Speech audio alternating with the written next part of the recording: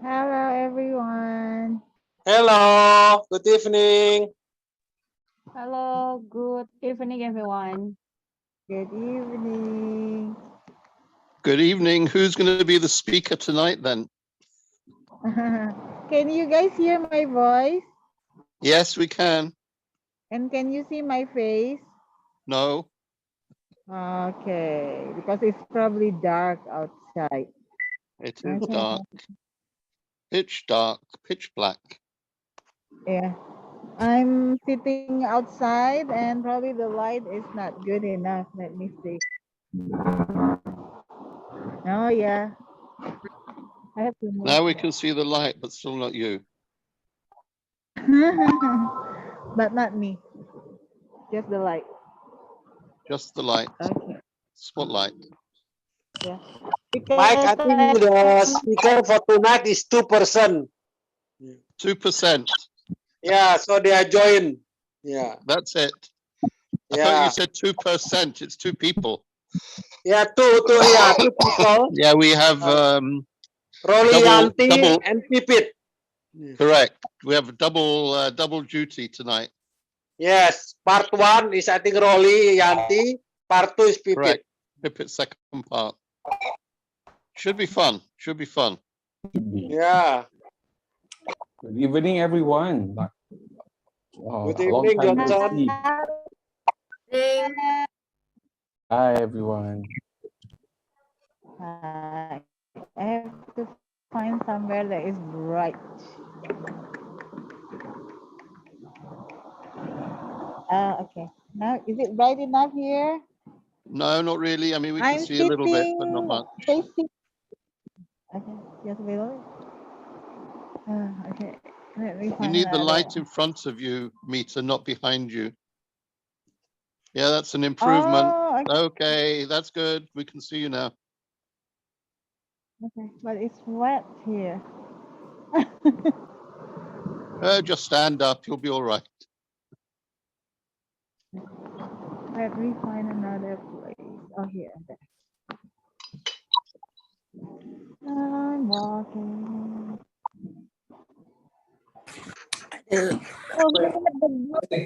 Book itu, book club itu review. Did anybody read the book? Usually not. I listened to the book. It was very good. You read it, Johnson? You did I listened to the book. Oh, listen ya. Well done, John. Kak Mita, no, you putus.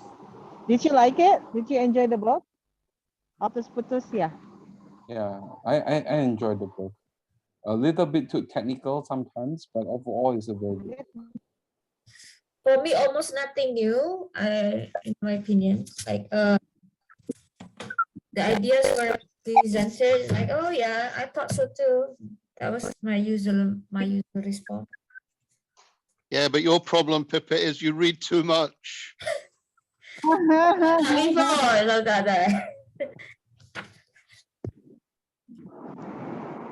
If it reads too much, yeah, that's the problem. No, not too much lah. Not as much as I'd like. It's just like it's a lot from Indonesia, so I'm really happy with that at least. They did a lot of case studies from Indonesia. Yes, indeed.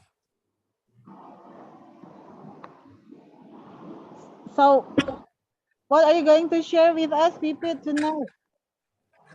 Share the second half about some solution proposed by the writer, derived from case studies.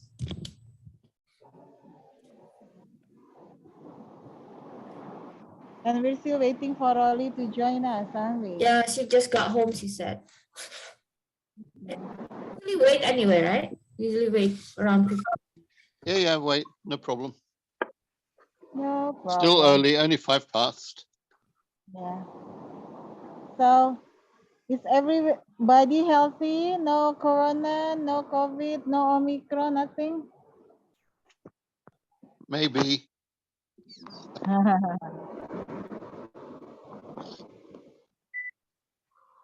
Rolly has arrived. Hello, Hi, everybody. Rosie. Sitting down here. Hello, sorry. It's okay. Finally. Okay, can I share the screen? We can see you. Yeah, let me share my screen. Okay.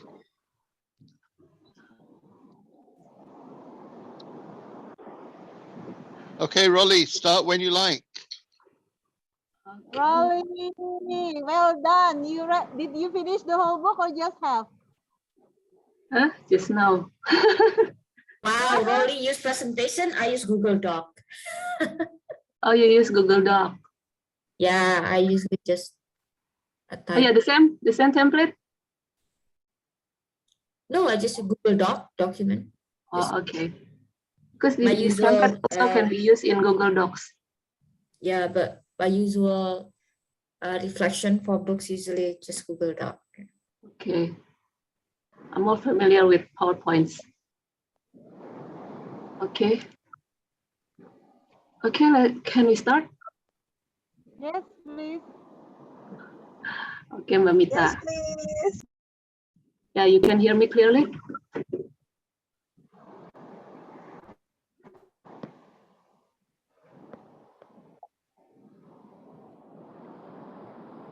Okay. Yes. Okay. For economics, this is for me, this is a heavy and sad book actually.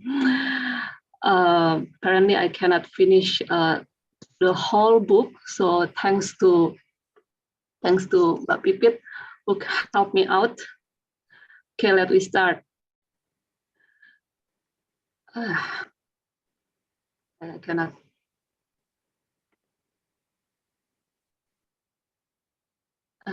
Okay. So global poverty is a huge problem with around 13% of the world's population making less than $1 per day. However, the policy and action that has done to improve lives of the poor doesn't show much result because the policy ignores everyday life of the poor. Imagine for the people that live in poverty, everyday life decision, which seems small decision for us, is a big and complex decision for them. So they need to be careful and thorough in their calculation. Small mistake can have a long-term impact for them. For example, for us, when we choose breakfast between chicken porridge or nasi goreng, which actually cost the same, and then we choose chicken porridge. But apparently chicken porridge makes us hungry only 2 hours after that. This may seem small mistake for us, but for the poor, because they live in small amount of income. So for example, the cost of chicken porridge is quite a big fraction for their income. So they suffer quite long term for this mistake in decision making. That's the example of the decision making for the poor. Actually, poverty is the cause of million deaths per year. While most governments and many public figures help to fight the poverty, but the problem is still far from being solved. Government and economists actually only focus on general and big economic question rather than the everyday life of the poor. For example, on the aid. So there are two different views on foreign trade and foreign aid. There are two big economics that have two different views. Jeffrey Sachs, he argued that actually there is poverty trap and foreign aid is essential for developing countries to get rid of the poverty. According to Jeff Sachs, poverty could be completely ended in 20 years if all the better countries spend around $195 billion per year on foreign aid. And there is a good example that support his view, that is countries of Rwanda, which show significant economic growth after receive substantial foreign aid after Rwanda genocide. Well, many people argue that foreign aid actually has negative consequences that can outweigh its possible benefits. It prevents people from searching their own solution, and also it encourages corruption. Okay, so the other view is from William Easterly. This is the opposite view, where William Easterly actually has opinion that no poverty trap, and he is anti-aid because, like I said before, it encourages corruption and it prevents people from searching their own solution. There are two figures here that explain how the poverty trap works. On figure 1, this is actually the poverty trap. Okay. When people start from this point, and okay, so the x-axis is income in the future, and y-axis is income today. And for the poor, income today is income today is higher than income in the future. So they will move to the left side of the figure. So they will become poorer and poorer.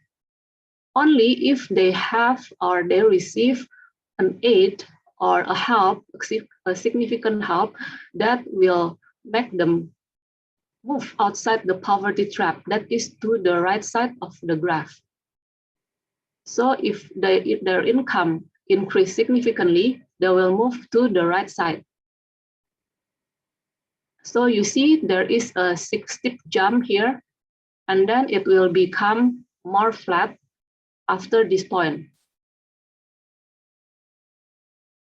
Okay, but without help, what they earning will make them move to the left side. Okay, on figure 2, there is no poverty trap. Actually, this is the same, but this is only the right part of this figure, of the figure 1. So in this graph, there is no poverty. This is according to the William Easterly, there is no poverty trap. So people will not move to the left. And this is in this book, this graph, the figure 1 is called the S-shaped curve. And this is the inverted L shape.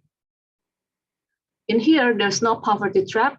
So income of today will be higher than income of tomorrow. Will be lower. Income tomorrow will be higher than income today. Okay.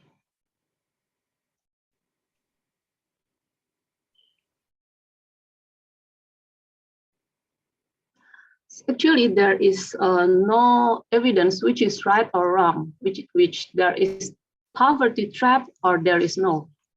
And this book also will not answer that, but this book provides whether particular instance of aid did some good or not. And what I learned from this book, there are many experiments throughout the book, and which will bring us to understand the condition of the poor.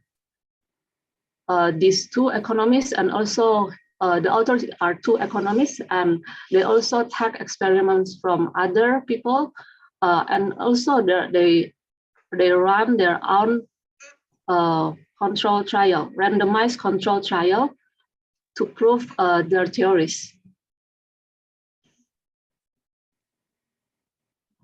Okay.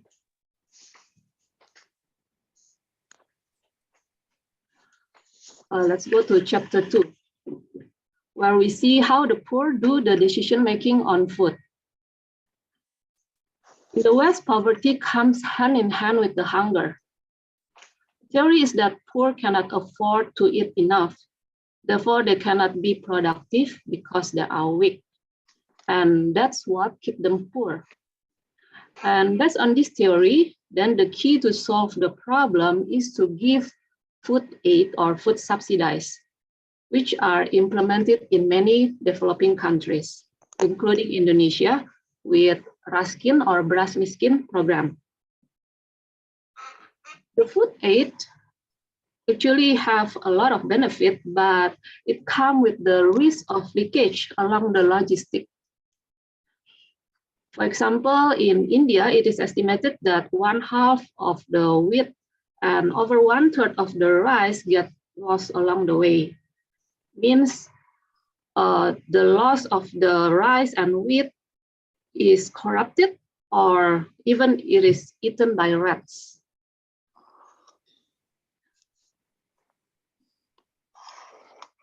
We don't have to go far in our beloved country and specifically in our beloved island. In Java, we have Pak Solihin. This is the picture which I took from pooreconomics.com. So I assume this is really Pak Solihin. His parents, Pak Solihin parents used to have a bit of land, but they also have 13 children and the parents had built many houses for each of the children until there was no land left for them and for the field. Pak Solihin has been working as a casual agricultural worker with income of 10,000 rupiah per day.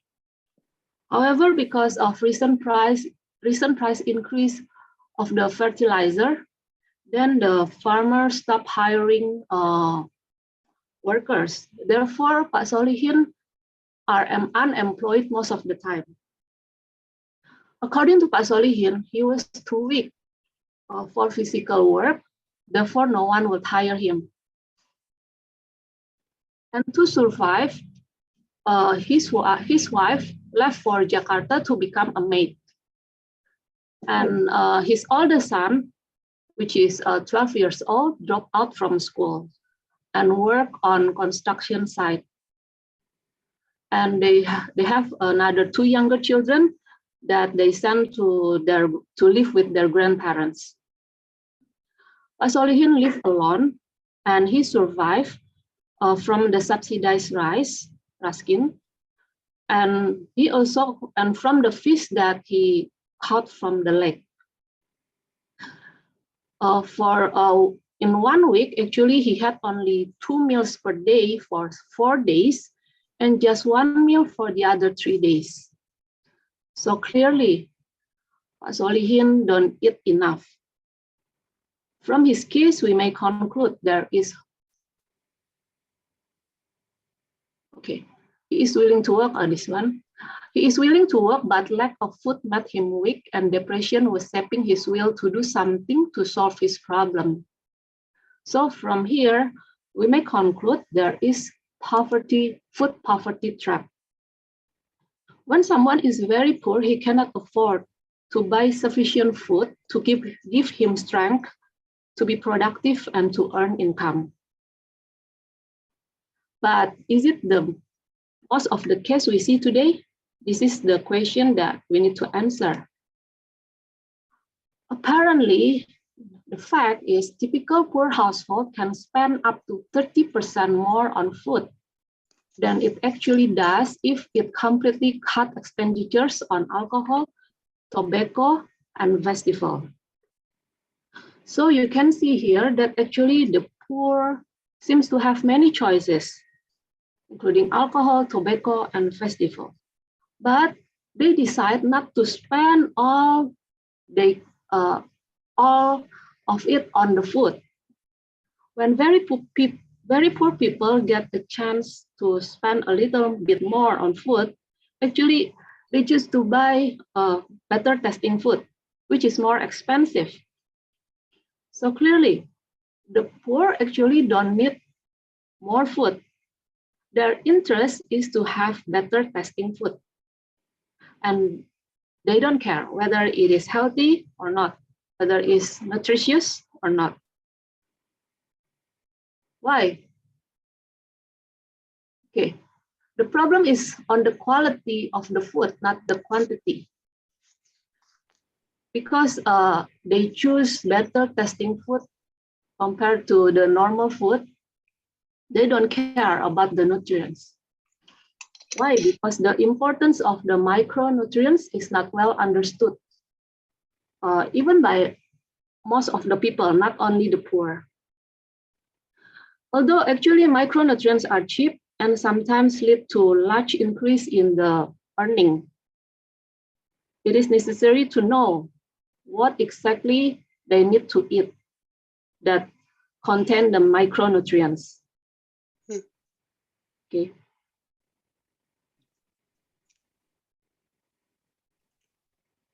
Oh, sorry, this is still here. Why they choose the better tasting food? Because they focus on long term, and they focus more on short term. Therefore, they prefer to delay their investment because they don't see why they have to choose like healthy, wholesome food compared to the better tasting food, which can benefit them right away with the pleasure of the taste. While nutritious food may have not so good in taste, and the benefit is long term, which they don't realize. And you can see here in the slide before that actually there are many more important things than food for them.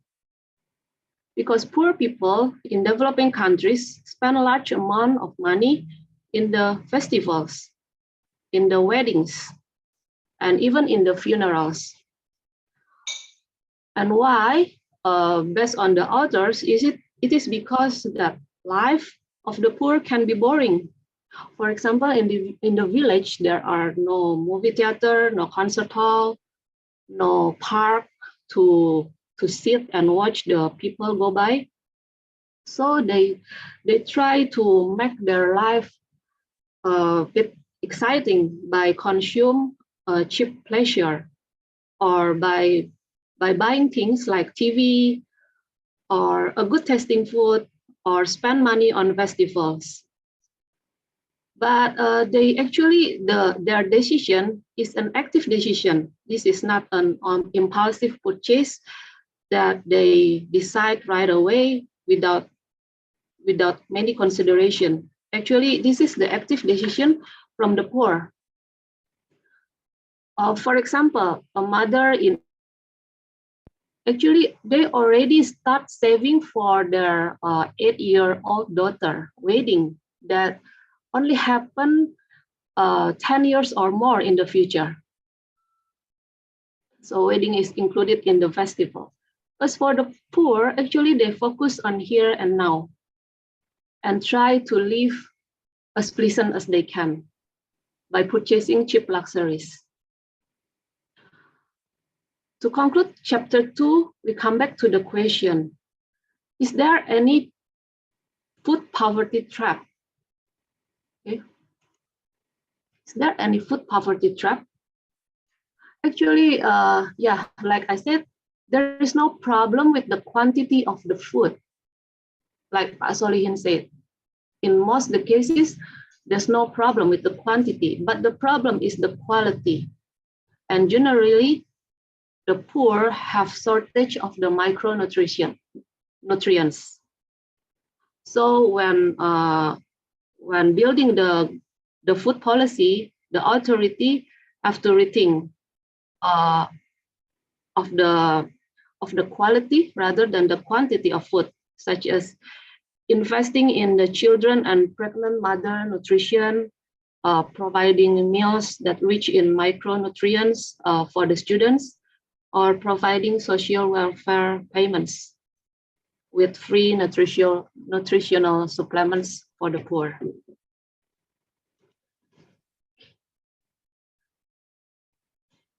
Let's move to chapter 3.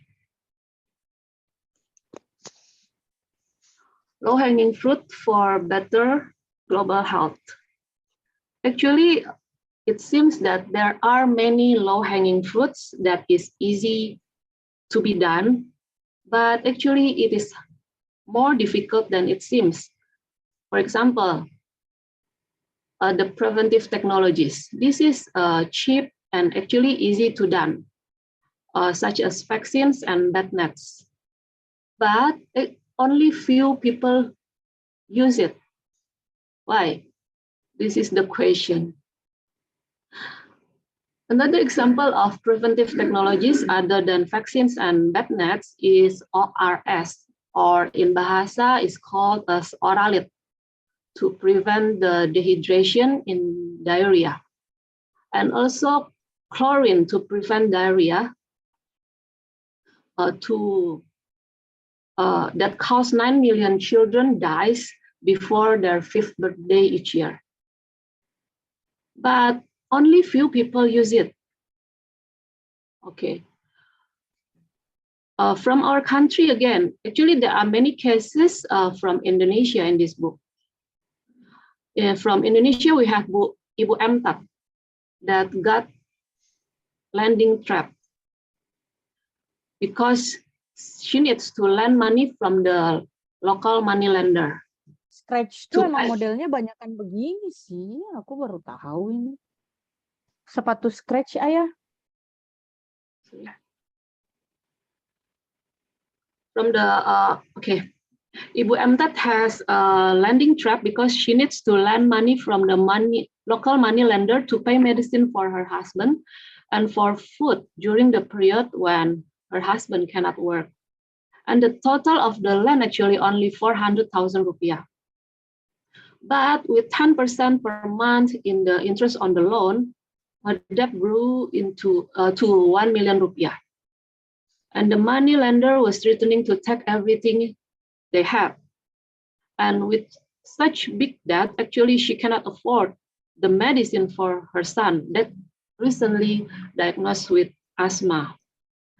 So the illness of the one member of the family make a family more poor. And when the children get sick, they cannot afford to cure. And because the child is sick, the child unable to get the proper education. And almost certainly that the poverty is in his future. And so health actually has a potential to become the source of the poverty trap. Like what we have in the previous chapter, it's a food poverty trap, now is health poverty trap. People become poorer and poorer because of the health condition of his own condition or the health issues in one member of the family.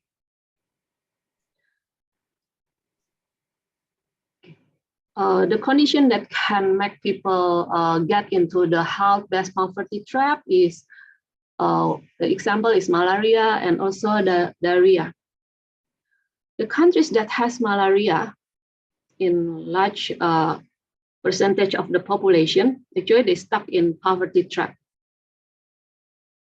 African countries where malaria is endemic are stuck in the left part of the curve, which is in the poverty trap, where the people that has malaria is unproductive and too poor to pay for the medicine of malaria.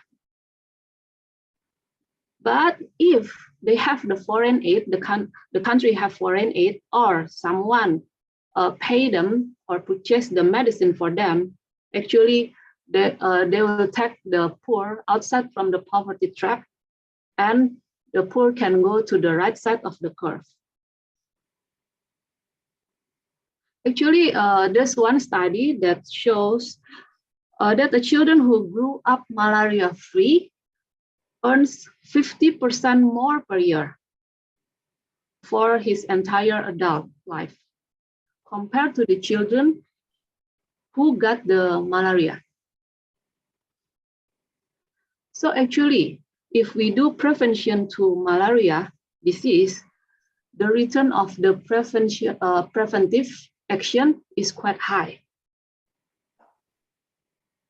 And the secondly is diarrhea, which is caused by lack of access to the clean water.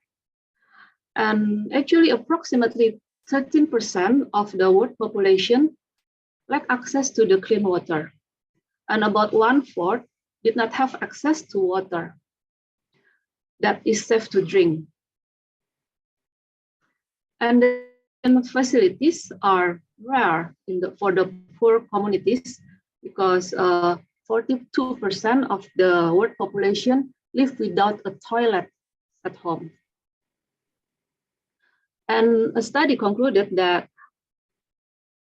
introduction of pipe water and sanitation and put the chlorine to the water actually can result in 70% of the decline in the infant mortality, and nearly half the reduction in mortality caused by diarrhea.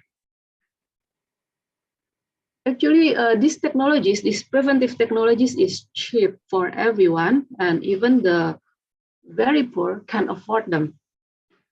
Another example of the preventive technologies is breastfeeding. Actually, breastfeeding is cost nothing at all, but only 40% of the world infants are breastfed exclusively for 6 months. Okay, same with the pipe water to homes and bed nets to prevent malaria, and Oralid and chlorine actually also doesn't cost much. But the demand of these preventive technologies, like the chlorine and bed nets, are very sensitive to the price. When price is low, the demand of these products jump. But still, there is a significant fraction of the population, which is 25% of the population, didn't buy these bed nets and chlorine, even at the significant reduced price. But we have to note that actually when the demand is very sensitive to the price, actually the demand is not sensitive to income. The increase in income doesn't make the person decide to buy chlorine or bed nets. But when the government distribute free nets once, and it only increased the next generation to sleep under the bed net by 50%.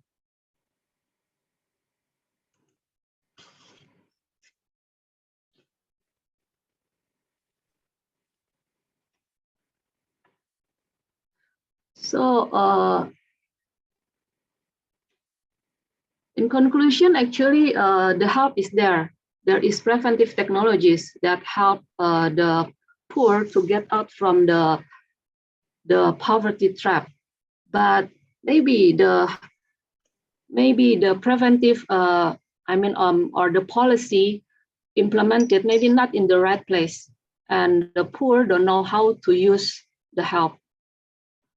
Now, you may ask, why seems the poor doesn't care about their health?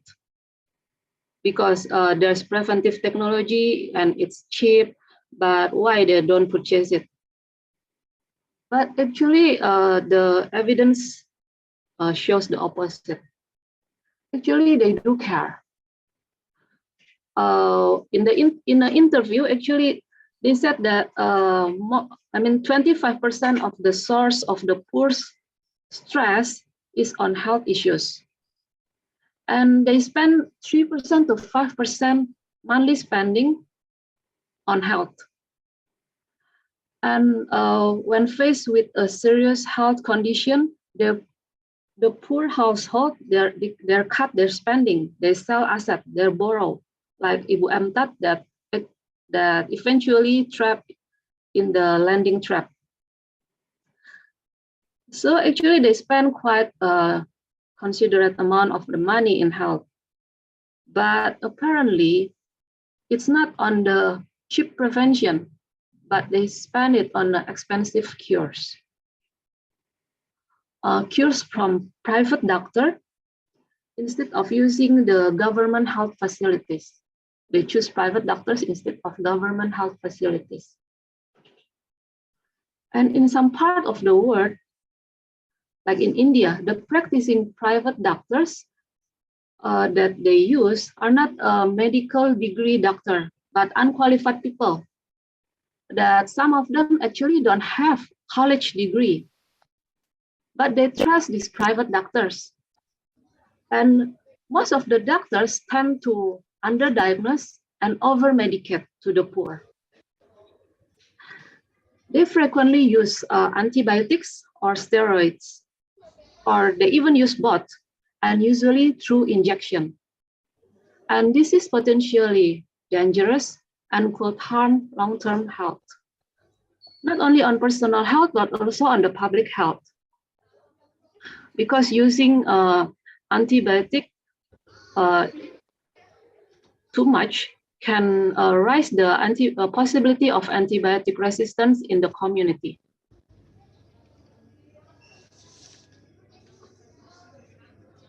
So we back to the initial question, why? They rather use the expensive cures and not use cheap preventive solution.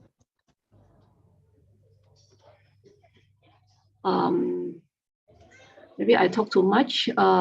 Any one of you want to answer this question?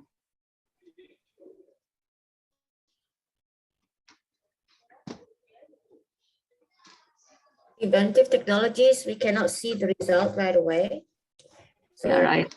it's hard to Right. far in the future. Yes, yes. That's one of the answer. Yeah. First is issues in public health system. The absenteeism rate in public health is quite high because they are often closed when they are supposed to be open. So it's unpredictable. When the poor already spend hours to the public health facilities and they found that actually the facilities are closed is quite disappointing. There is a survey that conducted by World Bank in 2002 that the absenteeism in the several countries, including Indonesia, India, and Peru, was 35%.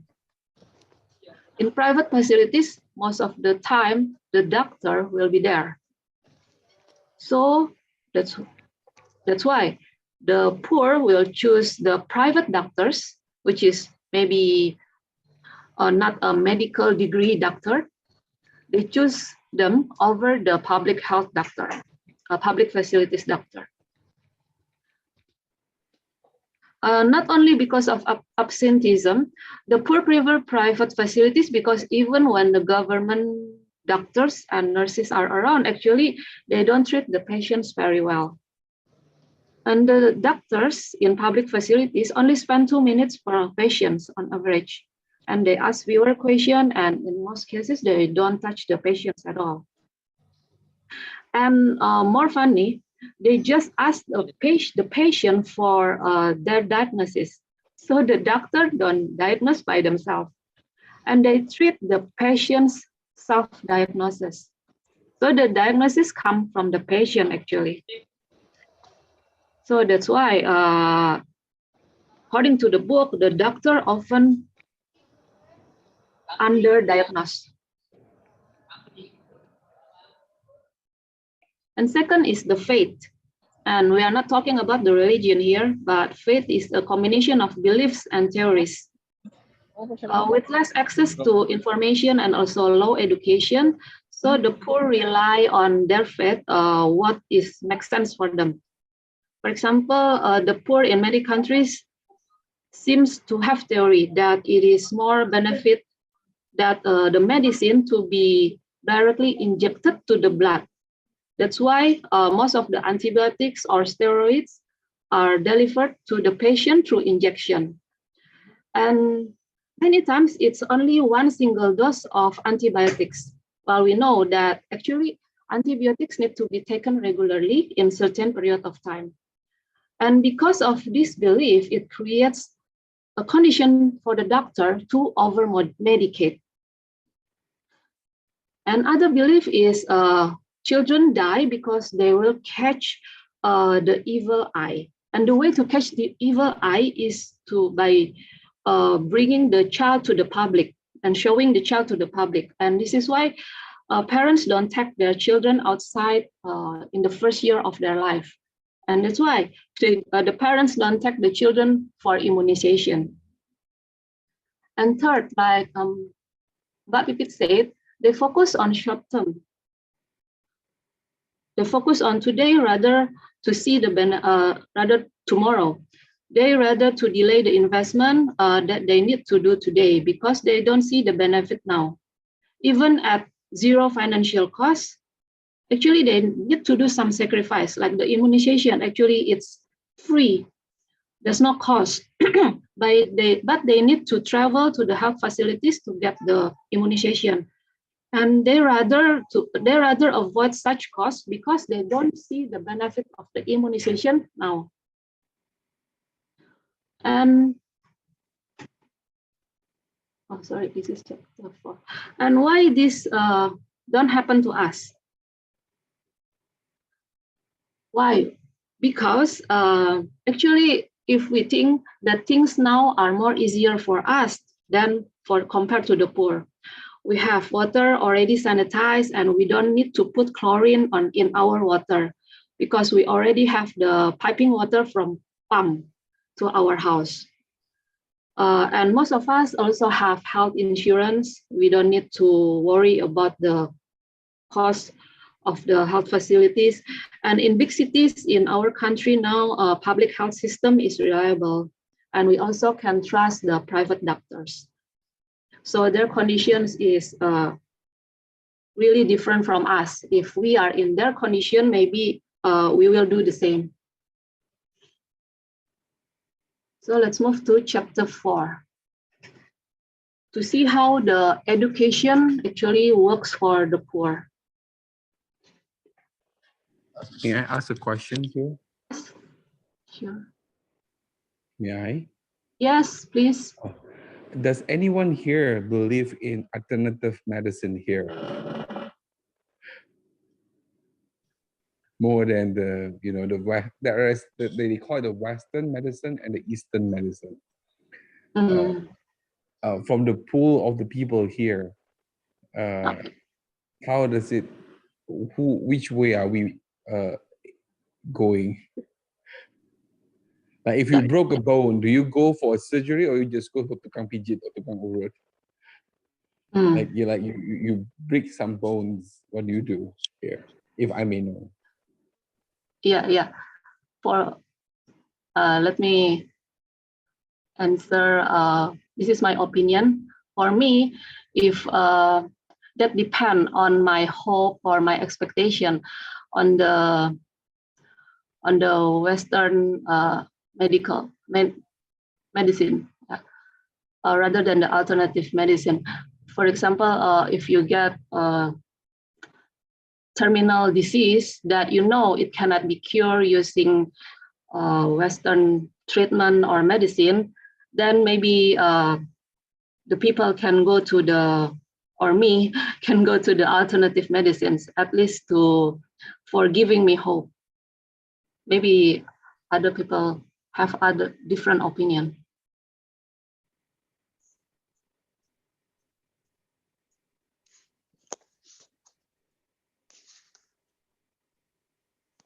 Maybe Mbak Mita.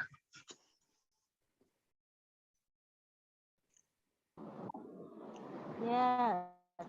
Thank you, Rolly, for giving us such a fantastic information. Yeah, because I think I just realized that the poor spend money on festivals, weddings, and they're preparing like 10 years before the wedding of their girls. And the poor spend their money on curative treatment, but they don't believe in doctors. So I don't understand who they pay for and if they're effective. And I think, I don't know, based on my observations of what you're saying and also what you just informed us, it's really, really the lack of the education. And I think that means that the government who's responsible for the health education is not really working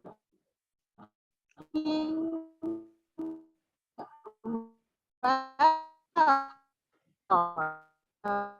You said managing that kind of population, they should start focusing on cutting the numbers of children, also rising the age of marriages for the people there, and just like, and also like having a rule for minimum educations like in Indonesia, all the children have to go to SD, SMP, SMU, things like that. And health information should be delivered directly to school and to the community like RT, RW, kelurahan, ibu-ibu PKK, bapak-bapak in their community, in sport community, Karang Karuna, something like that in the Indian area. Yeah, I think, I mean, that's just my opinion. And that's also a problem, probably the same problem in Indonesia. And 10%, I think now, after the pandemic, the numbers of the poor has been increasing, but I don't know how many because one country has already claimed bankruptcy, Sri Lanka. And I think I've heard that from the news, I don't know if it's true, one lady is willing to trade her body for one pack of instant noodle because she cannot eat. So this is something that we're going to see a lot after the pandemic. I think that's all my comment. Thank you. Yeah, Mbak Mita, thank you. I think what you explained just now already touched everything. Because after this, I will explain about education and also the population growth control. And you are right that the government role in building a policy that effective to eradicate the poor is needed, because like what I read from the book, but I don't know how is because this book is from 2000, I think before 2010, if I'm not mistaken. Yes, baby. Yeah.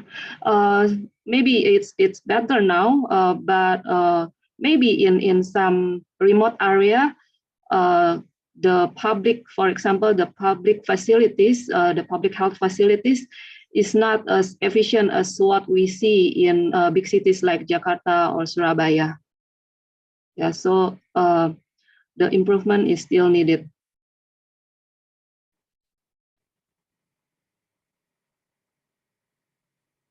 Okay, let's move to chapter 4 about the education for the poor. Actually, if we see there is education issues for the poor, well, actually there are many poor children actually already enrolled in the school, but their absence is very high. The rate is vary between 14% to 50%. But actually the school, especially the primary school, are free, but they're still absent, and it is not because they need to work, but is it because the child is unwilling to go to school? But this is still a question that we need to answer better. So why there is education issue for the poor? First is the teacher's absenteeism. In several countries, teachers miss 1 day of work out of 5 days in average. And even in India, when teachers supposed to be in class, they are often found drinking tea or talking with their friends. So how the children can gain significant learning in school, in such condition. And secondly, the problem is low demand from the parents. The parents don't really care about their children's education because they don't know the actual benefit. And if they know that the benefit is high, then the school enrollment will increase without the government need to push them. And according to this theory, the best education policy is no policy at all. And the government just need to make it attractive for the business to invest.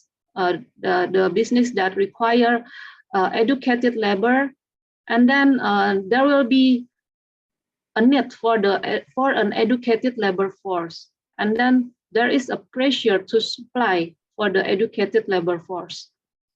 And since if the parents see the benefit of the education, the parents will pressure the teachers to deliver the quality of the education. And if public school cannot deliver such quality, it is market for the private school that can deliver a good quality. And parents will see the education as investment for the earnings of the children in the future. But that's the ideal condition. And there are two approaches here, top-down education policy versus demand-based strategy. The top-down education policy, this is based on the supply. So how does it work? Actually, there's a story about our country that is told in this book, and this is interesting for me because when I was a kid, I heard many times the word of SD Impress. And I found from this book why it is called SD Impress and how SD Impress actually works. SD Impress is an example of the top-down education policy.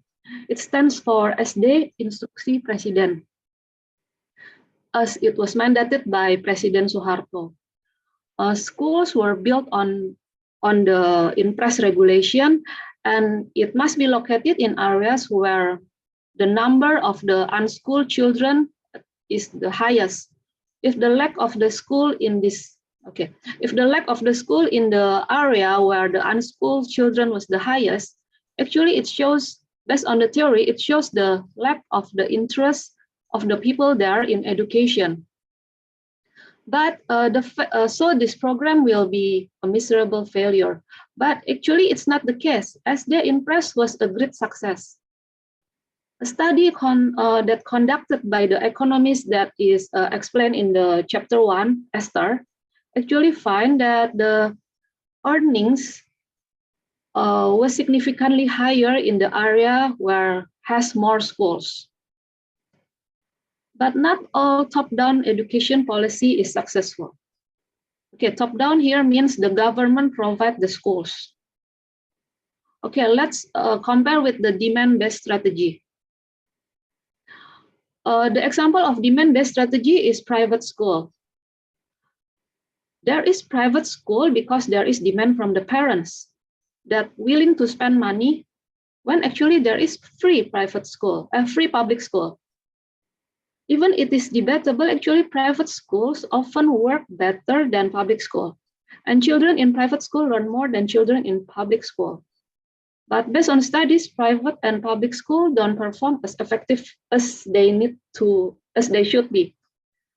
Probably because there's not much pressure from the other private schools, and parents don't sufficiently and specifically demand for the service quality from the private schools.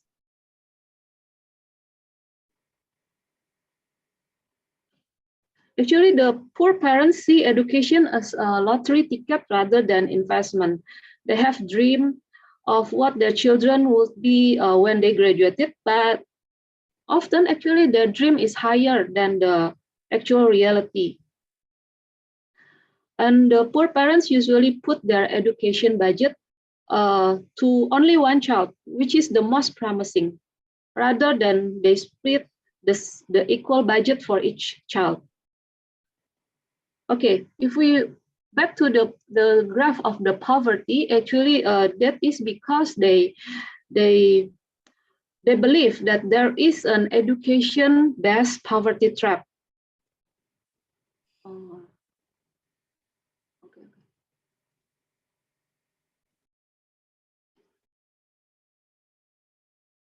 education, so they believe that someone has to have a quite significant investment in education to move them to the right side of the graph, where they will have more prosperity. But actually, it is not the case.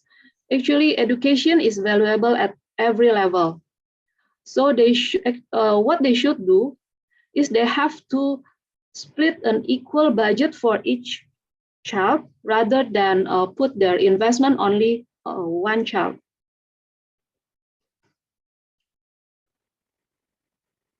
And that's from the parent side. And let's see from the teacher side, what is the problem with the teachers? First is education focused on preparing for graduation, difficult graduation exam. So the teachers have this target, then they need to cover the whole curriculum, even when seems the children don't have enough time to understand. So they just go fast, and only few outstanding students that can follow, and most of the students will fall behind.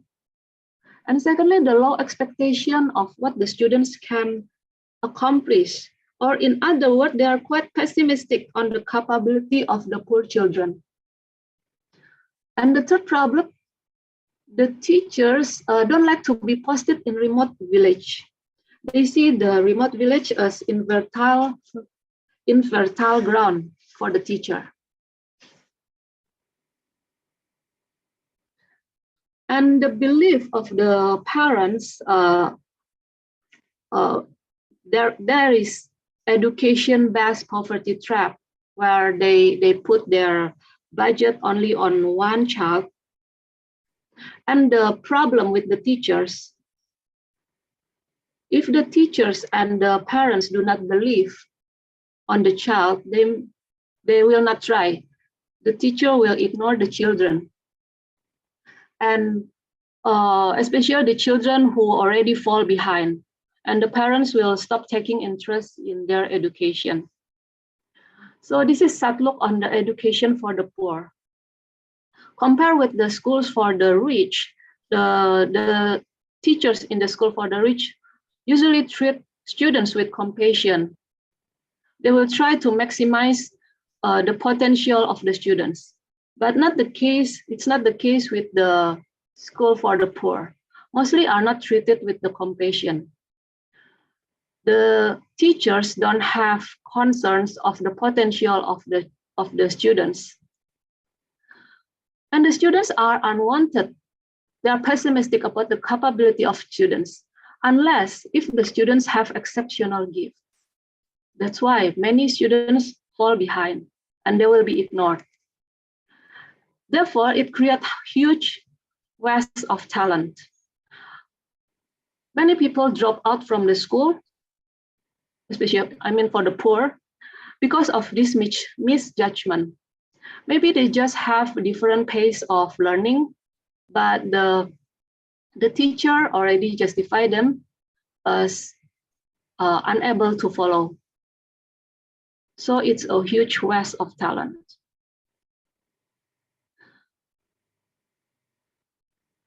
So what the authority need to do is to re-engineering the education. First, it has to focus on the basic skills and commit to idea that every children can master them, rather than having a difficult curriculum that focus on the completion of the graduation exam that not all the children can follow. The education should focus on basic skills. And then secondly, give chance for the children who fall behind, such as give remedial for the students, so the students have a second chance to caught what they already missed. And third, the authority can reorganize the curriculum to allow children to learn at their own pace. And because we see that not all teachers are good, and with the digitalization nowadays, the education should optimize the use of information technologies. Okay, on the 5th chapter, we are talking about the population growth policy.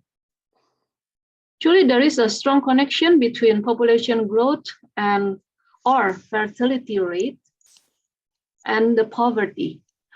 Why the fertility rate in poor countries is high compared to the rich countries? Is it because they are poor because they have high fertility, or the high fertility exists because they are poor? Anyone want to give comments on this?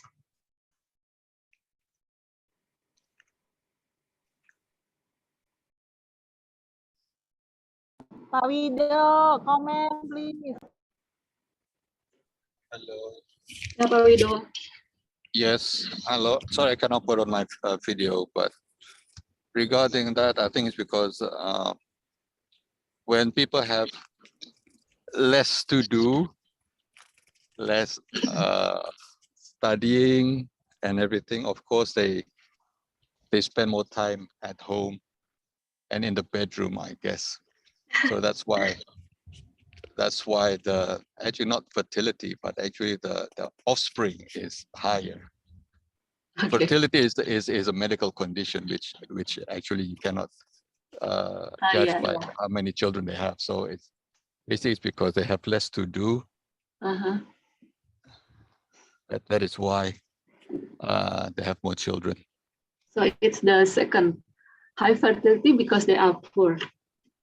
Yes, because Yeah. they are poor, then they have less More children. entertainment, less activities. Yeah. That is why they spend more time at home in the Okay. bedroom, I guess. Yes. Yeah. One track mind, nothing else to think of. That's my Okay. opinion. Maybe someone else has a different opinion. Okay. However, according to the Thank you. book, the poor have a lot to think about, loh, Pak. The poor has Have a lot more to think about compared to rich people. a lot more to think about compared. To rich people. So They are so that surrounded by huge risk every day. So they're supposed to be more stressed out. okay. So So that they is find what. entertainment. Yeah, maybe that's that's their therefore. entertainment, yeah. Yeah. That's because they're stressed out. They have no outlet in other source of stress release, and that is the stress release, meaning that they don't have anything other than what they already have, the minimum entertainment. They have minimum activities to do rather than their work and their home. So Yeah. it's more or less it comes in line with the argument. Thank Yeah, you. can be. Or on the first option, first answer, poor because high fertility. Anyone on this? People can be poor because they have more children, because they have limited resources, limited amount of money, but they need to spend on more children, and it will make them poor. Maybe that's the explanation for the first answer. But Well, actually, there's also another reason because they're poor. They don't have the medical facilities for birth control. That's what another. Oh yeah. And because they're not educated on that subject, so that's why they have more children. You are right, Pak. That's what we want to explain after this. Okay. There's a theory by Gary Becker on quality and quantity trade-off. The more children you have, the less quality of the children, and the less children you have, the more quality of them, because people have limited resources and they need to split between the children for each children. So of course, the more children, maybe less education that the people can provide for each children. But is it true? Actually, based on the book, there's no evidence that children born in smaller families are more educated. Maybe the children that born in smaller families are less educated because their their parents don't believe on the benefit of education.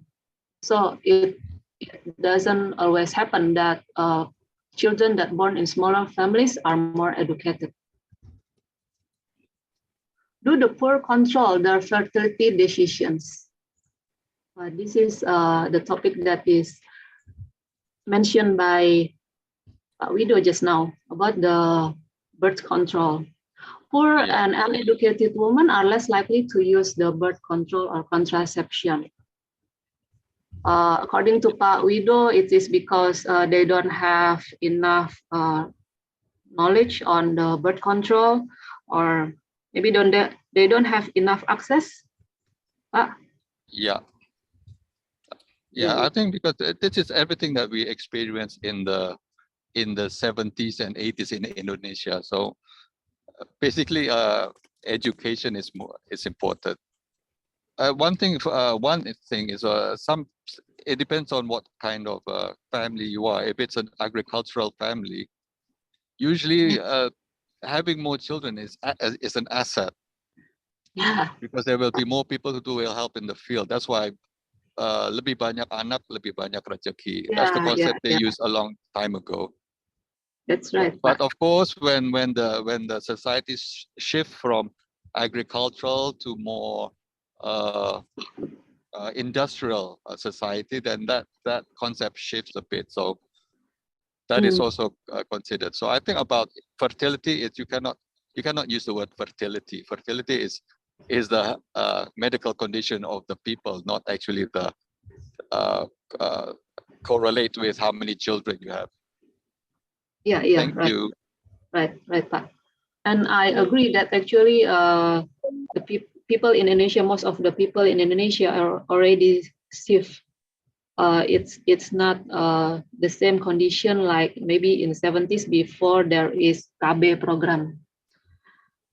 But maybe what are explained in this book maybe not really the condition of most people in Indonesia, but we don't know whether in remote areas there are still the conditions such as this, where poor and uneducated women are less likely to use contraception. Why? First, involvement of husband. Because you know,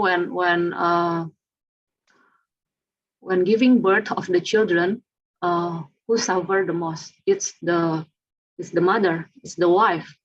So usually women expect less number of children, and while the husband will demand more children. And because the patriarchy, where the husband have more authority, have more power over the woman, so usually the wife will follow what the husband wants. And if the husband involved in the decision making of the using of contraception, usually the women are less likely to use contraception. And second, pressure from the family.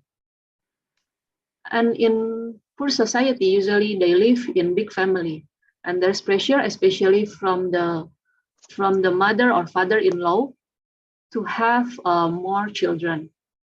And third, as mentioned by Pak Widow, that children as financial instruments, or banyak anak banyak rezeki in Indonesia. Why? Because they expect their children to take care of them when they get old and sick.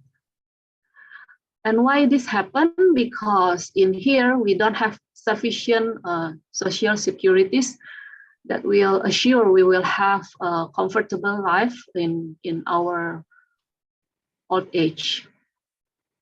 And then fourth is the social norm, whether the birth control is used commonly in the society, in the neighborhood or surrounding, or whether it is used by the religious leader or the society leader. If it's used if it highly used, and it will be more likely for the woman to use the birth control. Then do the poor have concerns of child's gender? Of course they have. They prefer boy over girl.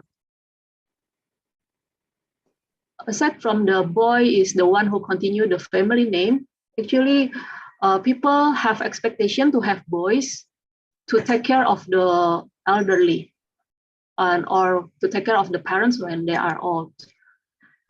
And girls are expected to be under economic control of the husband once they get married. And the implication of this, usually the parents will not put much investment on the girls, especially on the education, because they know when they get married, they will be under control of their husband. The preference of boy over girl, this is resulted in, first, the sex-selective abortion. It's frequently done by the poor for the unwanted gender. And secondly, it is even worse, they consciously abandon child disease to let the unwanted child die. And when this is seen as they die as natural cause or because of disease, but actually it is because the parents abandon their child and they just let the unwanted child to die. And at last, we have to for the authority to develop population growth control, they need to understand how the poor families function. Do they function as efficient household model? Efficient household means all the parties in the family actually have the same power. They can together negotiate in the decision making of, for example, how many children they would like to have, or to which school they want to send their children to, or even for vacation. But apparently it's not the case. There's no efficient household model for the poor. No equal power amongst members in the family. The men usually have more power, so there's no effective negotiation. The woman usually will follow what the husband wants. And the policy, the growth control policy, have to consider this.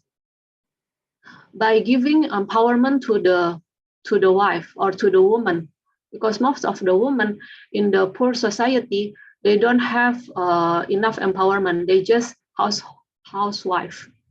So by having, for example, having a good job, it can empower them to have to be able to have at least more power for the negotiation with their husband. And secondly, it has to consider the social expectation and norms. The social expectation here, for example, in the society of the poor, women are expected to do things for family when they have windfall cash. While for the man, if they have cash, they just they can spend for their personal needs, for example, to buy cigarettes. But for women, if they have cash, they have to provide or buying things for the family, such as clothes for the kids.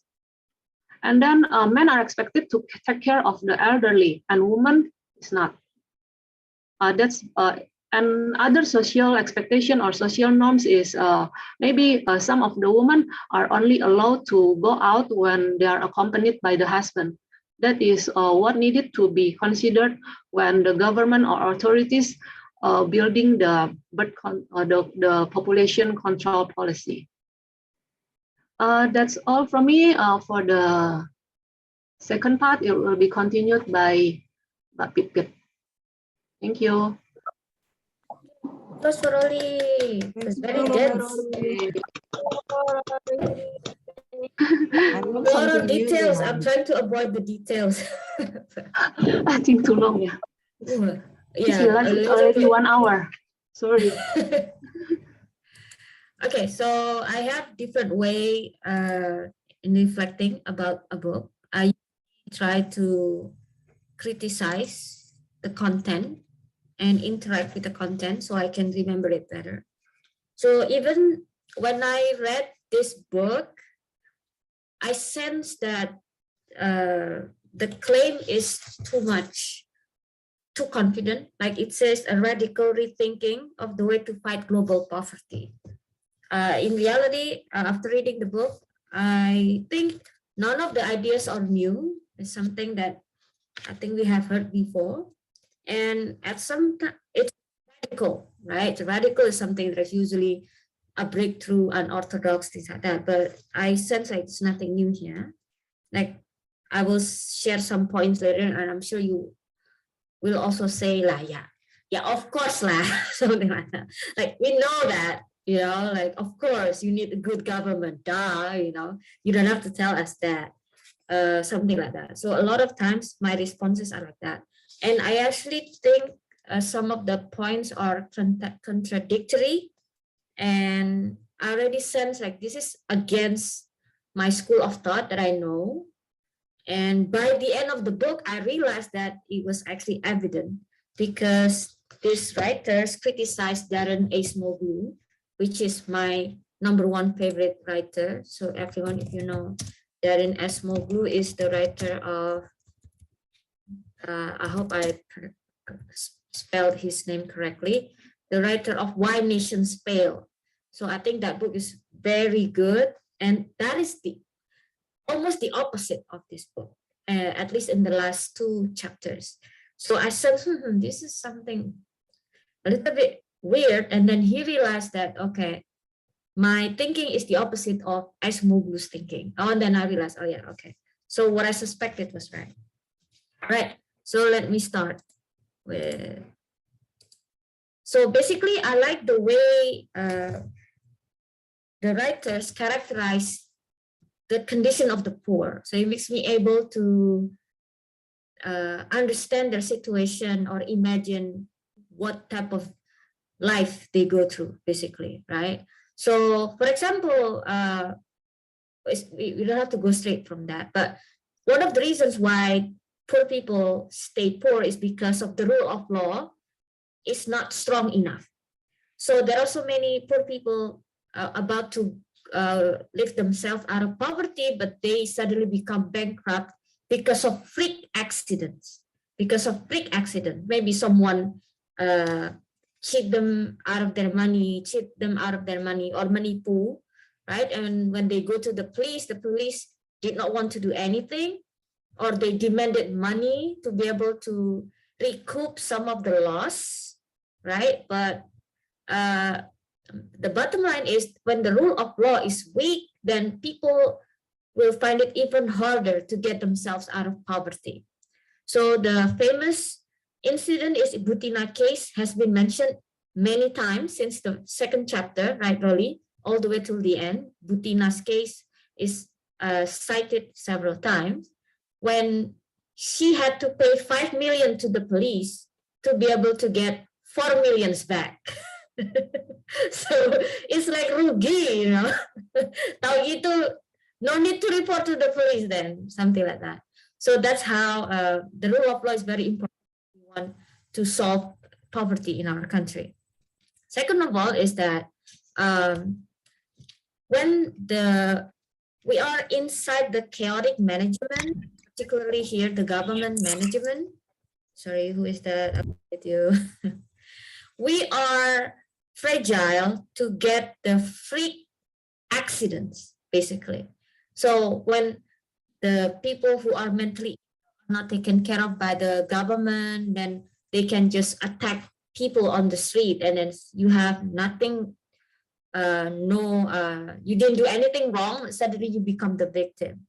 Or maybe there are fallen bridges, bridge fell or broke because of the stolen bolts, for example, pakunya dicuri or something like that. It's because the rule of law is not strong enough, or people cannot think further that if I steal these bolts, then the whole bridge will fall, something like that. Then you are more susceptible to huge risk and freak accidents. And this will also cause you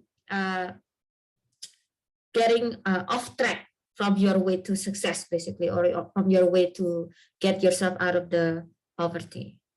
And then next one is there's again rule of law. That means there's no culture of written agreement or contract. So a lot of businesses, small businesses, kena tipu or being swindled for money because the contracts that are not imposed. So for example, someone Rizka ordered 50 kilograms of gold to me, but I already provided the gold. Suddenly Rizka said, oh, sorry, gak jadi. Something like that. There's no agreement that can impose that. If I take it to the police or to the court, they will not save my business from being hurt by Rizka's action, for example. So rule of law again is important. And then how the book characterized the poor as the hedge fund managers. So this is really an eye opener for me. So hedge fund managers are manager investasi. They collect people's money and then usually invest in stocks and things like that. Poor people face the same risk, if not bigger, like the hedge fund managers. The only difference is their level of income. If manager investasi, they get a lot of money from taking this huge risk, right? But poor people, they don't get the same type of appreciation for facing this huge risk. Hedge fund managers usually not 100% to blame for all the losses they cause, but poor people are 100% liable means it's your own fault. It's your own fault, something like that. If something bad happened to them, usually people think it's their own fault. And also, the hedge fund managers do not even use their own money. This is people's money. But the poor people, what they gather to start a bakso business, for example, is their own money. So if they lose it, then they lose their own money, not just other people's money, right? So that's even the risks are actually bigger than hedge fund managers. No infrastructure provided by the government is also very make people out of poverty, because they will spend a lot of time doing something that could have been solved. So a lot of examples are mentioned in the book. For example, people have to go few kilometers just to get fresh water from the river, which is supposed to be the government's responsibility to provide running water to the citizens. For example, there are people who only have 4 hours electricity every day. So they have limited amount of time where they can be productive. And because of the government's inability to provide this basic needs, then their capacity to do something useful also very limited. So for farmers in the agriculture country like Indonesia, obviously no irrigation infrastructure is really bad for our farmers, because it will make our farmers weather dependent. Yeah, if our farmers are weather dependent, then their lives face a huge risk, basically. Okay. So the solution then, because the poor face a huge risk, that's why they need insurance. They need insurance. For example, if the government cannot provide good irrigation, so the crops become weather dependent. When the crops fail, the farmers must have insurance to help them when the crops fail. As panen gagal, something like that, right? However, the poor people, in this case, do not understand the concept of insurance. So it's hard for them to buy insurance, all types of insurance, health, crops, disaster insurance, education insurance, whatever insurance. It's hard to sell insurance to poor people, poor community. Now, because it's really hard to sell insurance to poor community, the book suggested for the subsidized insurance. So the insurance is paid for by the government, but the people can claim the insurance whenever they need it. This is something that I think, like, if the government had money for this, I think they would have done it. So this is something that it goes without saying for me that what the book said, something that, yeah, it would be nice if the government pay the insurance for the poor people. The problem is, do we have enough money to do that? Or I don't know whether we have the political will to actually do that, right? The next one is the poor bear responsibility for too many aspects of their lives, spending a lot of time, okay, already, This one. The time could have been used to do something else. All right. The next one, the simple economics of lending to the poor. So we know that we need money to generate money, basically. We need money to generate income. We need capital. However, poor people do not have access to loan. They usually rely on loan from families or friends, something like that. It doesn't really work because it needs mutual help with each other, right? So this type of help lending each other doesn't really work because usually it goes one way, one person lending the other and never the opposite, something like that. So people do not really want to rely on lending from relatives and friends anymore. So the solution is supposed to be microfinance. So like kredit usaha rakyat, maybe in Indonesia. Again, this is nothing new. Maybe the only thing that the book suggested something new is the way to do it. The way to do it is to avoid people not paying their debt, right? We need to do group lending. Group lending, they call it. So the bank usually give high interest, charge high interest to give loan to poor people because they said there's a huge risk that the people do not pay them back, right? So if we are able to lower the risk, then the interest should not be that high. So that's the logic. So how to lower the risk is by doing group lending. So for example, 5 people, 5 friends lend the money together, but it's a shared responsibility. That means every tanggal 1st of the month, these 5 people must pay the installment atau mencicil 5 million, no matter what. So it doesn't matter. We have to, what's it called? Decide it among ourselves, but what the bank needs to know is 5 million every 1st of the month. If the group actually have a shared responsibility, they will somehow encourage each other to pay on time. Okay, kawan-kawan, this is satu telat semua kena, something like that. One person missed the payment, everyone will be responsible. So they take advantage of the culture of shame. People usually do not want to be embarrassed in this community-centered society, so they make use of the group lending in India, in Pakistan, and Bangladesh, and it worked. Yeah. So this microfinance using group lending is a new way to do it. I think the one who actually did this got the Nobel Prize because of it. So Muhammad Yunus was the name, and he started this microfinance business with using group lending system, and it managed to lift a lot of people out of poverty. Then he got the Nobel Prize because of it. So you can look him up later. Another thing about the problem among the poor community is if you notice, there are people who usually have unfinished house. Jadi rumahnya belum jadi, right? The term is that's how they save when it comes to building. They save brick by brick. They have a little bit of money, they add keramik, and then they have another money,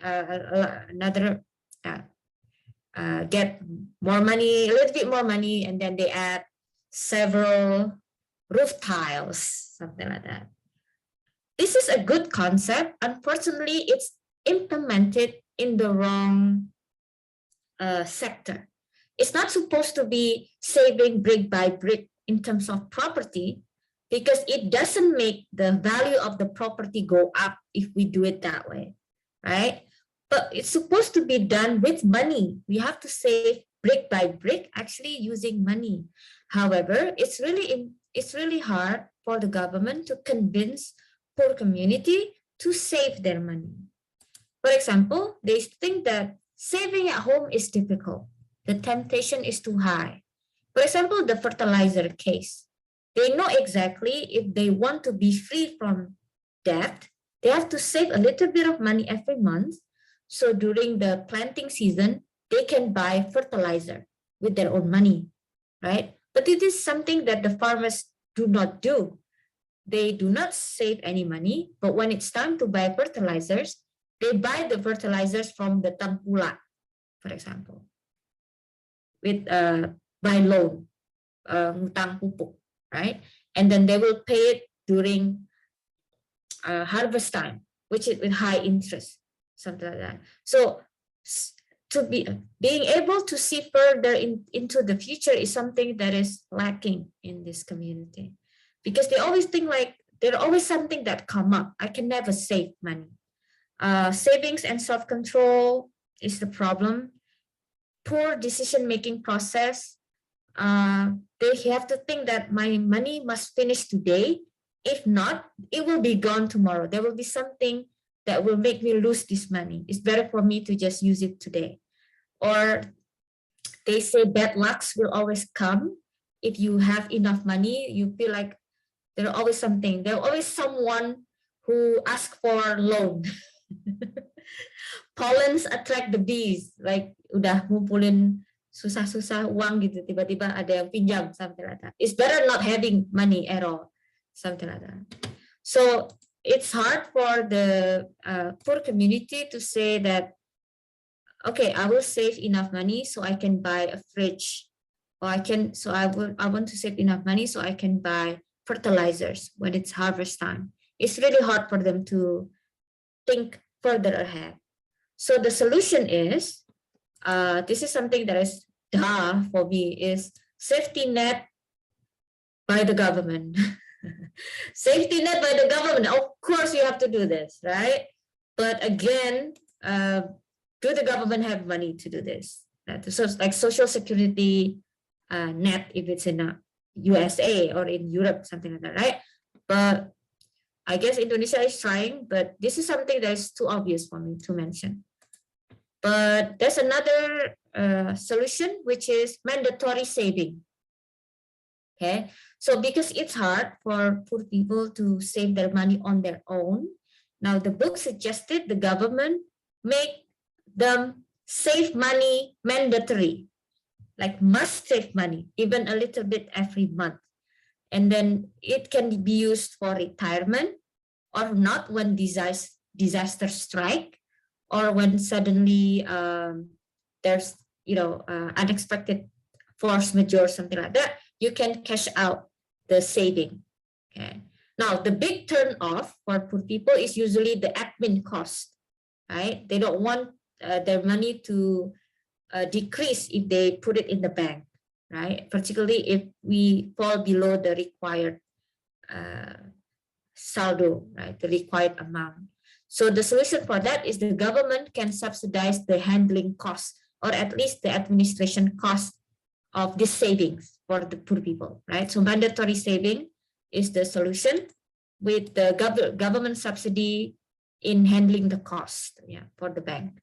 So there will be no admin fee for poor people when they save money in the bank. Now, the book also said poor people is like capitalists without capital. So actually, many of them have ideas and want to start business, but they don't have access to loan. So again, lending money to start businesses is one of the solutions to lift them out of poverty. But some subsidy from the government, but the subsidy is not in terms of money, but in terms of assistance to make sure the business is running. I think this is more important than the money itself. So, but the book doesn't really explain like how we can make sure the business is running. For some, entrepreneurship is too hard, especially when run by someone who is paid too little or nothing to run it. So a lot of small businesses, actually, it was the husband's idea, but then the husband thought like, my wife doesn't have anything to do, so I'll just give her this responsibility without any pay, gak dibayar. So assume like she must be okay with it, right? or I have a cousin who is nganggur, for example, can you jaga cilok di depan rumah, for example, and paid very little, even sometimes not at all. So this is really bad business that is run by poor community. So the money doesn't generate from this type of practice, because the person who runs the business is not motivated enough because they're paid too little or even nothing at all. So yeah, this one is it's good way. It's good that they pointed that out. The dream of good job as government officials. Now this is very relatable in Indonesia, right? The clue that the corruption case in a certain country is high is when the dream job is actually becoming government officials. That's a good clue. Okay, because the level of security of becoming public official is also high. Okay, so what is needed then? They said they need to secure other jobs as well. Now this is something that I disagree with. The book said we need to secure other jobs as well to make them as secure as government officials. This is, in my opinion, this is a trap, because if we make people secure, probably will not be that productive, in my opinion, right? So they also suggest to move good jobs out of the city. So, but without any clear model or strategies how to do it. Small businesses are good, but don't hope too much from them. Now, this is contradictory.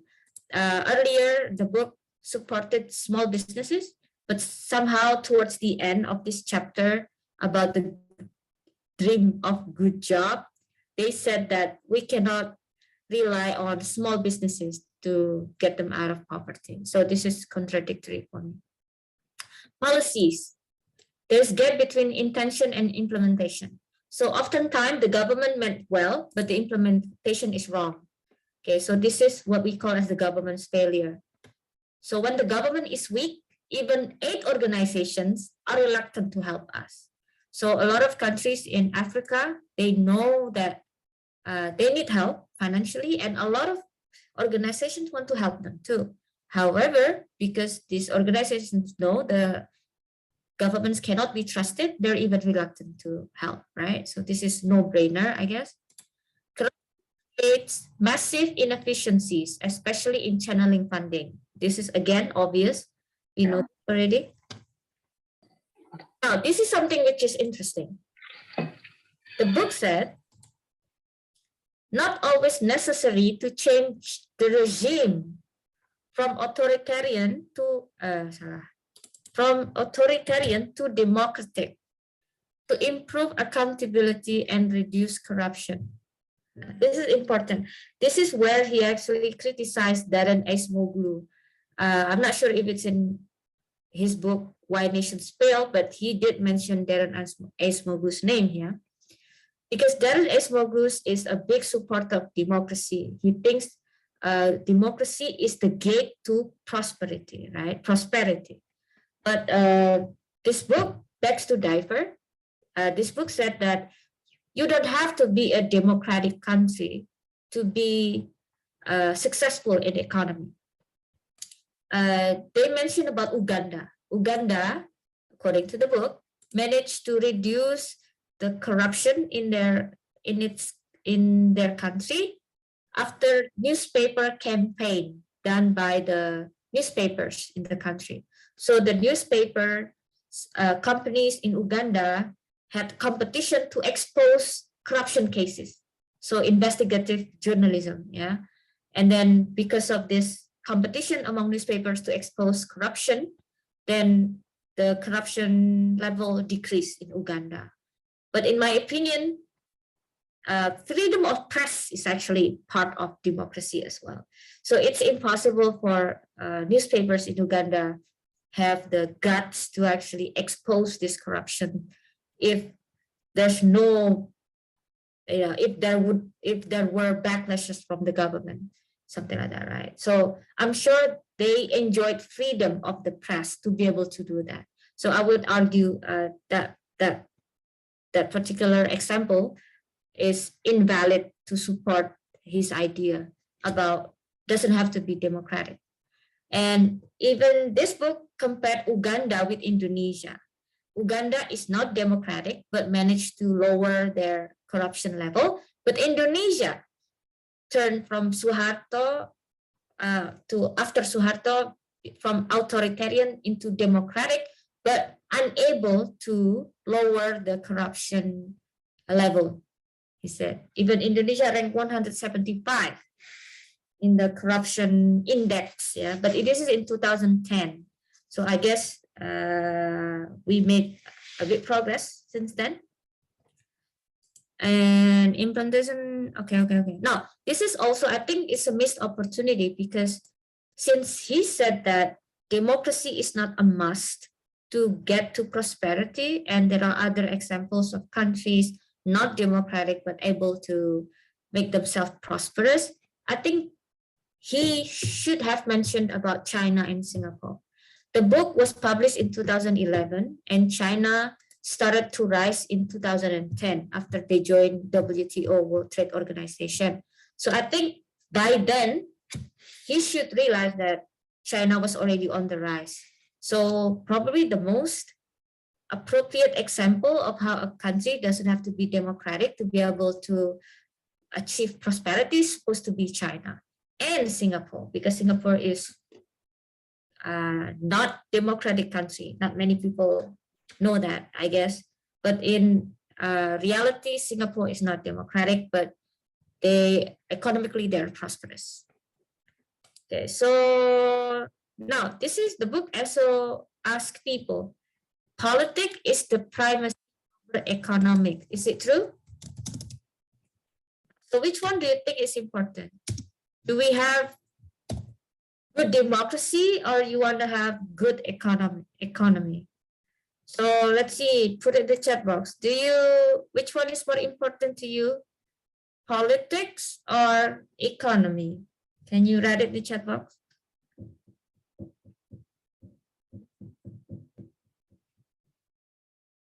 Politics or economy, which one is more important?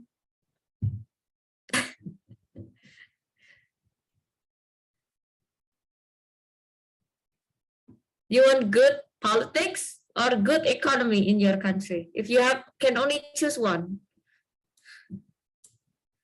Oh, so far only 2 people answer, yeah? Or 3. Okay. So the book is very mischievous. Yeah. To me, it's a bit sly, asking people to choose between which one is more important, politics or economy. I'm sure a lot of people would choose economy, right? But it somehow creates an impression that economy, yeah, I guess it's intuitively, I think we choose economy. But I think the book failed to point out that to have good economy, you probably need to have good politics as well. So these 2 things have to go hand in hand, and we cannot choose one over the other. Something like that. And then the last one, the book said, implementation of community participation. This is democracy. So what are you talking about? Okay, they said no need democracy to be successful, but they said implementation of community participation is important. This is exactly what democracy is. But again, contradictory. And they also said decentralization is also important, which is autonomy. Yeah, autonomy daerah. Yes or no, in my opinion, because without transparency, accountability, then decentralization will create levels of corruptions too. So I think in that way, this book is not that radical.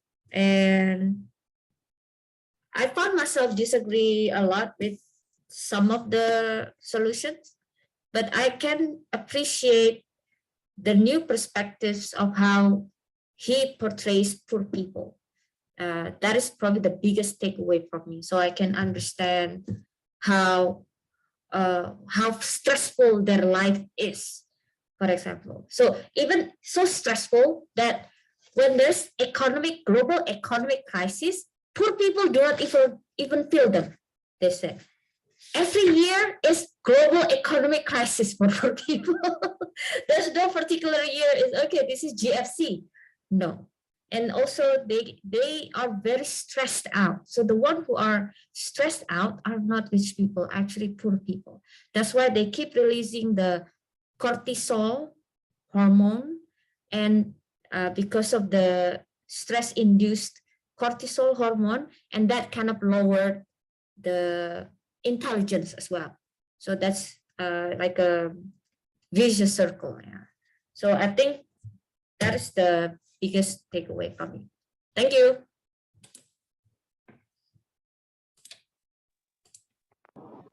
Thank you.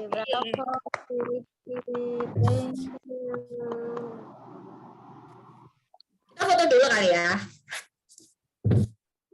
Thank you so much, Pipit and Rolly. Fantastic. Yeah. Fantastic Indeed. journey. Very concise summary. The book is heavy. I know. But guys, I suggest the book Why Nations Fail is really good. Okay. Where we must be coming up for choice time very soon. The Why Nations Fail is 600 pages. So. Start now. We'll do it in January. Okay. Should we take photo? Yes. Yes, Pak Wido, Pak please. Indra, Mbak Mita.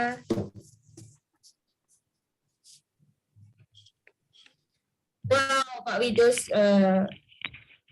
mask is Sorry, very I just- nationalist. Just got home. Oh yeah. Rolly, Pak Indra, Mike, do you want to join us? I just keep going as it is. Okay. 1, 2, 3. And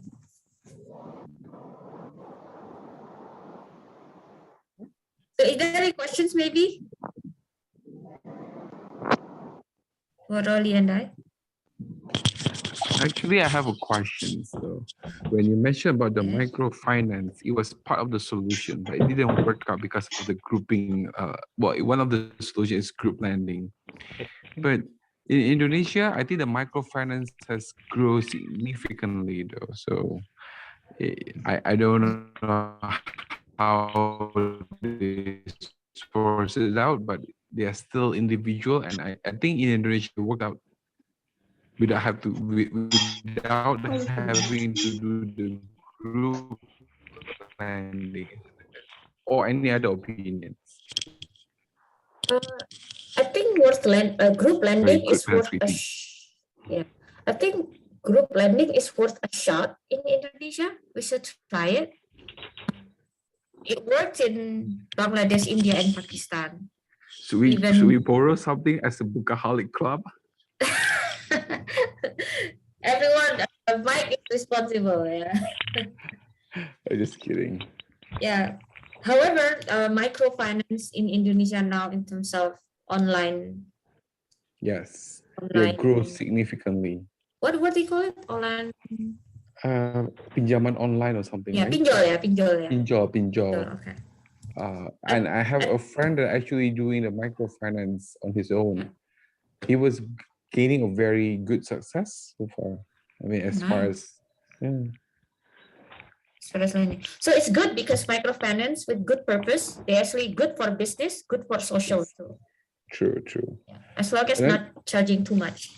Another question that I have is that if you broke a bones, do you go for the medical way of operation, even like nowadays in a very good facilities, or do you opt out into the alternative medicine for this? I mean, for friends here, what do you guys think? Because I want to know what is the pooling in the book is. Hmm. I think it depends which I want to bone it know the is. I think if rationale it was, Is- thinking behind this. Mike if it said was my depends- leg bone, I'd go Here. to the hospital. If it was a Okay. finger, I might go alternative. Okay. I have a question for everybody. If the world doesn't have any poor people anymore, I mean, what would it be like? Are we better? Because There, most me too. Mita, there will always be poor people. It's just that they're not poverty struck. Yeah, I think there is a big need to redistribute wealth. Even in Indonesia, yeah, 5% of the population own 50% of the whole national wealth. I mean, it's obscene. So you work out some way of distributing that, and these huge increases, yeah, in people, you know, the rich, is really quite recent. I mean, this is only in the last, I don't know, 20, 30 years. Yeah, it doesn't need to be that way. It's the way we've allowed it to happen, and we need to retreat. We need to go backwards. But there is just so, I mean, how can you have, you know, Bezos? I think at the beginning of the pandemic, he had 200 billion with a B dollars personal wealth. And then 1 year later, during the pandemic, he would already gone to 300 billion. Everybody else is on the poor, you know, they're really doing badly during pandemic, during COVID. Mm-hmm. So, you know, it's unfair. It's really, the distribution is really, is to me, is the problem. Yeah, there's no need. I mean, there's even when I was at school, when I was at university in the 1960s, we were all saving money, collecting money for the starving Africans. Yeah, Africa had huge famine problems, about to have huge famine problems again because of Ukraine, unless the supply keeps going. But in the 60s, yeah, there was plenty of money to go around. There was plenty of food to go around. It was just in the wrong place. There was no need for people to starve. I mean, you go to the US and see what the restaurants are throwing out the back door into the garbage. And, you know, if you just recycle that, you know, that would have fed Africa. So it's the distribution that we have that's the problem. But yeah, there will always, to answer your original question, Mita, yeah, there will always be people that are not as rich as people above them. But it doesn't mean that that's a bad thing. I think what's bad in the system we have at the moment is that there are people who literally they cannot afford medicine. They probably cannot even afford food every day, and that's obscene. I mean, there's no need for that. No need. Yeah, you just need to redistribute. I think people will always be there, just like Mike said, but there shouldn't be extreme poverty. So like sejelek-jeleknya, there has to be a standard. At least they have this, maybe I don't know, $4 a day. So it has to be a certain level that we can tolerate. So there should not be anyone below that level. Yeah, it should be a human right that everybody has a roof over their head, heat in the winter, and enough food every day for them and their family. And then you can go to Prabanan and do sun worshipping, Mita. I think that there's a new currency in the world that makes the rich become richer. It's the fact that they don't really they're rich enough to go around the system. Meaning the poor people just work, make money, spend money, whereas the rich can manipulate the wealth with other means to develop their own wealth using their stock. They use their stocks, the value of the company to gain more wealth, using it as currency where it's not taxed because it's in the form of stock. Whereas people, they just live, they work, they pay their taxes, and so on. They're in the rat race. So if you're rich, then you become richer, and when you're poor, it's very difficult to get out of that hole. Yeah. Yeah. Money goes to money. Yeah. So the disparity of the rich and poor becomes larger and larger. The gap becomes larger and larger.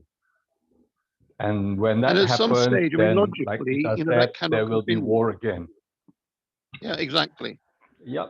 Yeah, there will be huge in history, we can see that most revolutions, war, rebellions, and everything happens when the disparity, the gap becomes too large that it just doesn't, the balance gets tipped.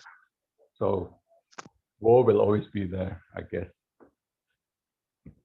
Well, I think conflict, it doesn't need to be war. Yeah, conflict. But you know, you look at the USA at the moment, the number of cardboard cities they have, you know, people living on the streets is crazy. I mean, absolutely crazy. The richest country in the world. And they are going to have a real problem very shortly. Yeah, I mean, America, I would never go to America for the next foreseeable future. They're going to have an explosion. Yeah, I mean, they're going to have civil war. It's obvious. It really is. I mean, there's so many things going wrong in the US at the moment. And I think the problem is, the danger is, if it happens in the US, it will spread. Yeah, it spread around the Western world anyway. Yeah.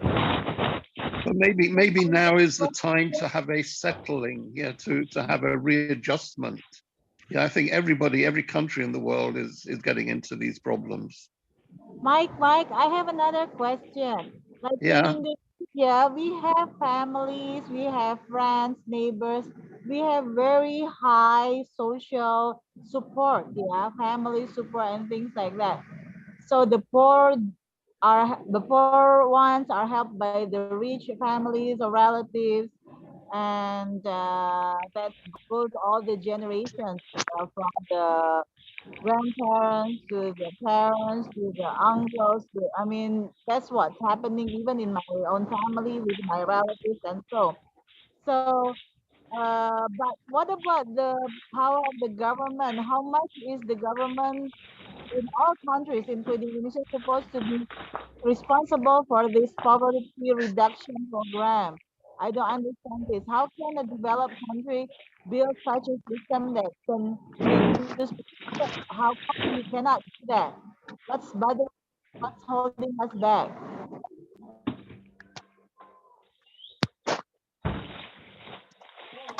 Sorry, I couldn't hear Mabita really well just now. Yes, repeat what's going on. It was putus-putus. Oh, okay. Yeah, I was just wondering, in developed countries, they have a system, social security system. Even the poor is already facilitated by the government.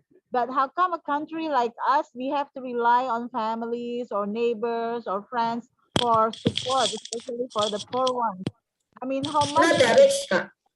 has to be involved actually in this poverty reduction program in all countries, yeah, especially in developing countries?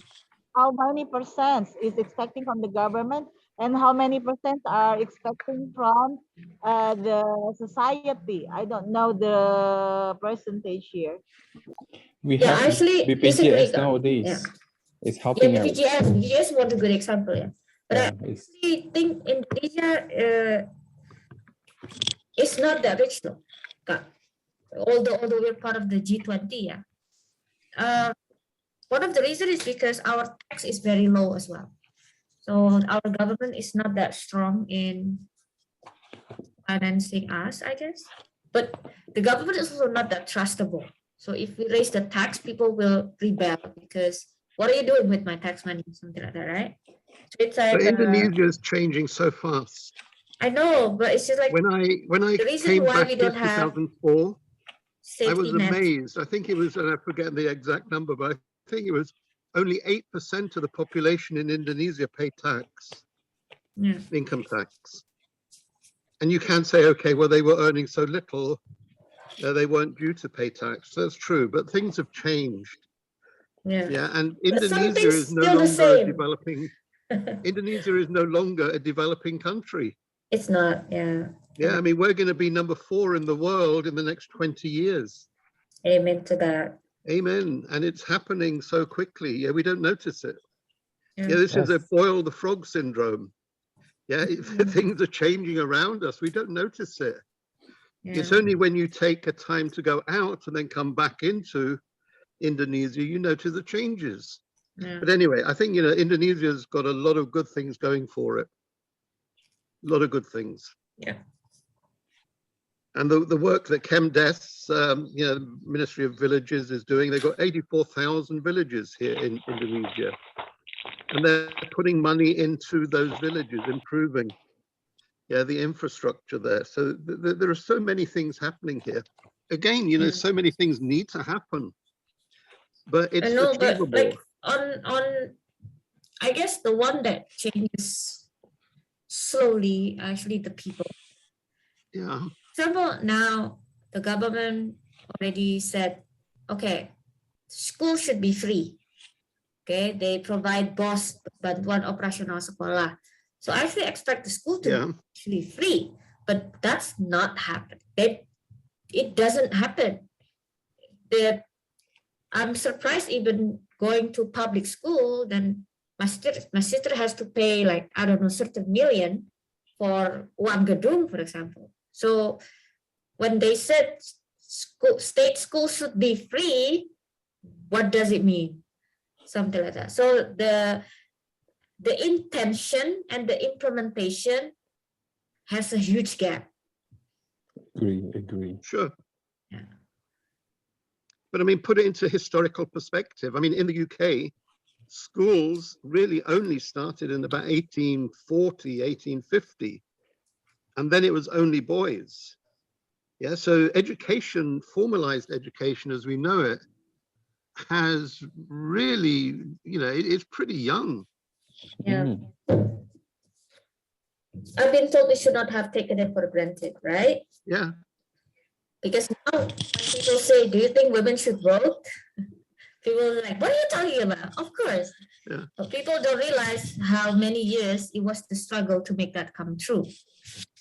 Now it has become the norm. It doesn't mean that it has always been like that. I do have a questions though. Earlier we discussed about educations, and we are talking mostly about formal educations. I think back in those days, life skills education are even better. I mean, the kids now, they may have a good formal educations, but their life surviving skill are down the tube, I think. That's my opinion. Yeah, they're not strict. So I think education wise, we shouldn't trust the government to control it. I think it's back still how each family should raise the kids, don't rely on the government. Johnson, I have a comment on that because I think Rolly mentioned about how the teachers are enforced to follow government curriculum. So they just focus on how the students pass the exam. But what is good about our country is Nadiem Makarim has introduced the independent learning system. Yes, So recently. now, parents, thanks God to the pandemic, now you have more authorities, more power to educate your children according to the needs of the children and also to what your observation of life. What life skills do you think that children need? Because based on my interview with the founder, also the CEO of EF in Bintaro, and also Play-Doh, he says life skill is the number one skill that children have to have first before anything else. So as parents, we are obliged Exactly. to teach our children to have these life skills before we ask the teachers to give them academic skills. I think that's what all parents need to know. Life skill is number one. The most important skills that children need to have. Agree. So school is crazy, and I know the independence curriculum just started this year, and they are still on trial basis. So not all schools are doing that yet. So well, I hope the kids will survive. Yes. So, but I think this like what we do, like book discussions, should be implemented on like kids, because I don't even think the teacher has the they are too stern, they are too rigid, they are just following what people told them what to do. There are no proactive of inspiring the kids to do different things. To me, now because they have the independent curriculums, but that's what they do. But again, I don't think we should count on that too much on that government programs. So I'm involved in the development for Kurikulum Merdeka, even close to Istana Bogor that time. We were teleconferencing with Mendikbud as well. And I was very angry that time because after he gave us a briefing, oh, this should be this one like this, the type of questions should be like this, should not be copy and paste, should not be only refer to the text, you know, have to inspire them to think and things like that. I get it. Okay. Then after he left the meeting, the conference call, everything back to the previous one.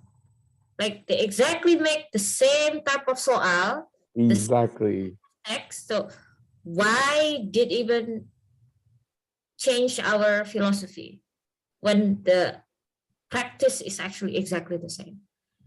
So I totally agree with you because my kids are experiencing that, and the way that teachers carrying the curriculum is just changing the name, but the way that they do it, everything is still back the old ways.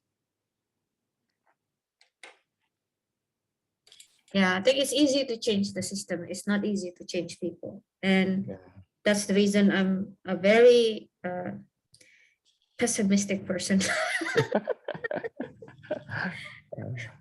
And Rolly hasn't said anything, low.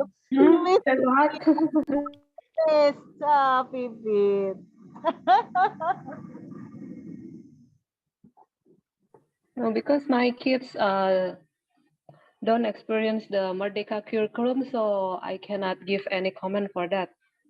Seems the school of my kids have their, they choose their own curriculum, and I think what is different is there's no, what you call it, ujian akhir, kaptanas. Yeah, that's what I know. But other than that, I don't know what is the difference. And it seems the school also don't implement the curriculum. Well, Kurikulum Merdeka is really good, though. It models after IB, International Baccalaureate Program. It was Nadiem Makarim's high school in Singapore, UWCC. He went to World College in CN. His curriculum was IB. So he wanted to implement that to Indonesia, which is good. But I don't think the people are ready for that. Yeah. Like dibebaskan is discovery learning. The kids must discover what they learn themselves, must take ownership of their own learning. Gak bisa dikasih tahu ini loh kesimpulannya. You have to conclude it yourself, like that. In theory is good. The spirit is good. I don't think you have to be too pessimistic because people change. People will find ways to change.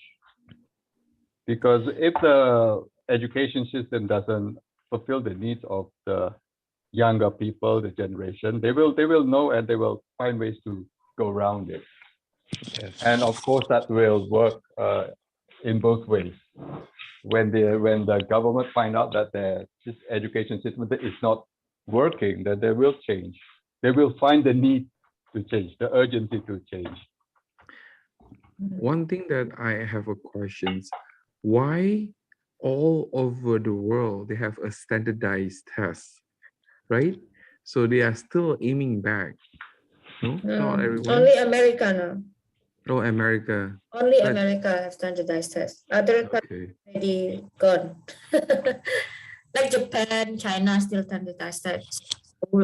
Korea, but advanced countries, only America still have standardized tests. Okay, noted.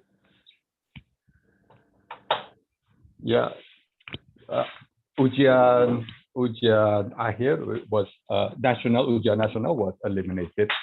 It's been a controversy for a while, but at the end it was eliminated. They didn't do it anymore. Mm. So there No, are my changes. my question is more like when you go to university, you still have to take the like TOEFL test, all the other tests, which is standardized to me. So even if you don't take all those exams, eventually you will fall back into the same trap because globally they are all still using it in a way. Even though if you want to go I to think China, TOEFL test is different from standardized test, I think, in my opinion. TOEFL test is proficiency. Like they want to know how well you speak English. Yeah, or how well you know English. It's not how well you understand the content of your English, I think. So its Okay. proficiency is different or than different than standardized. standardized. Noted. Okay.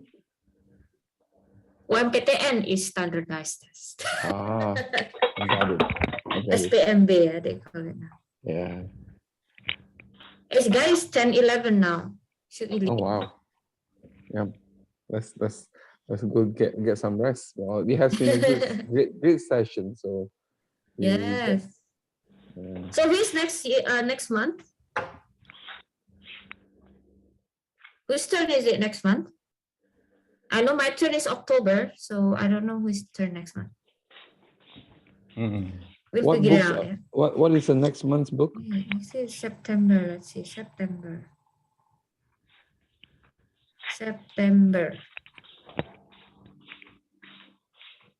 We were supposed to be Army, yeah, but then Army back down. Drive Army. Okay, Drive. Yeah. So someone needs to replace Army then. Yeah. Okay, let's just figure it out. Bye everyone. Bye. Good night. Bye. Good night. Thank Thank you. you. Thank you. Thank Thank you, all. Keep it and Rolly and everyone. Thank you all.